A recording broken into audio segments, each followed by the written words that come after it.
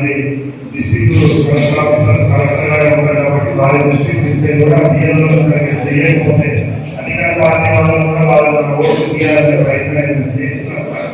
MLA గారి దృష్టికి తీసుకెళ్తే ఈరోజు సిస్టమ్ దాని మీద ఎమ్మెల్యే గారు కూడా వివరిస్తారు కాబట్టి దయచేసి నేను కంపల్సరీ ఆ ఓట్లు చేసుకునే అవకాశం ఉంటుంది. ఇప్పుడు చాలా మంది యువకులు ఉన్నారు, వాళ్ళకి కూడా కొత్తగా వచ్చిన వాళ్ళు ఉండొచ్చు. వాళ్ళది ఎక్కడ ఉందో వాళ్ళు వేరు చేసుకుంటారు.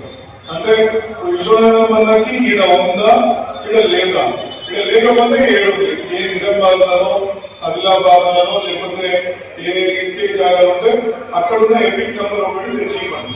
ఆ ఎపిక్ నెంబర్ తెచ్చిచ్చినప్పుడే వాళ్ళు దాన్ని మ్యాపింగ్ చేసుకొని మనం చెప్తాం. సో కొంచెం ఇది క్లిష్టంగా ఉంటుంది. మనము దీనికి అన్ని కూడా ఒక పద్ధతిగా డేట్స్ ఇచ్చిండ్రు. నేను ఆ డేట్స్ ని కూడా మీకు మెసేజ్ రూపంలో పంపిస్తా. వాటిలో ఏ డేట్ కి మనం ఏం చేసుకోవాలా, తర్వాత ఏ డేట్ లో మనం ఒకవేళ రాకపోతే అప్పీల్ ఎప్పుడు చేసుకోవాలా, అప్పీల్ అయిపోయాక మళ్ళా మనం ఏ విధంగా దానికి ఏ ఫామ్ అయిపోతుంది ఆ ఫామ్ ప్రకారంగా మనకి ఓటు వస్తుంది అనేది అది మీకు పూర్తిగా వివరాలతోటి ఒకటే మెసేజ్ రూపంలో పంపిస్తాం. సో దీంట్లో జాగ్రత్తలు తీసుకోకపోతే ఈ డేట్లు అయిపోయాక మీకు వస్తే మీరు చూసిండ్రు మన బెంగాల్లో 93 లక్షల ఓట్లు తీసేసి, అదేవిధంగా మన ఉత్తరప్రదేశ్ వస్తే 1 కోటి మందికి ఓట్లు లేకుండా పోయింది.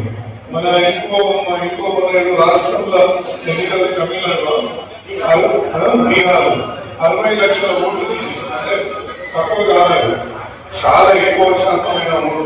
అంటే అన్ని ఓట్లు తీయడం ఇప్పుడు ఒకవేళ మన ఓట్లు కూడా అట్లా మనం టీఆర్ఎస్ పార్టీకి అనుమానంగా ఉండే వాళ్ళ ఓట్లు కూడా తీసేసి మనకి ఎంత ఇబ్బంది అయితే ఒకసారి ఆలోచించాలి. దీనికి అందు నుంచే నేను పదే ఇక్కడ ఉన్న అందరూ లీడర్లను కోరుతుంది ఏంటంటే ఆ బూత్లు ఉన్న వాళ్ళని ఇవ్వండి.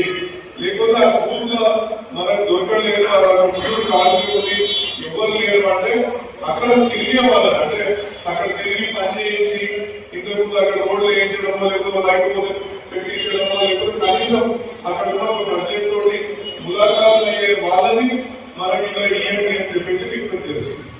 ఇంకా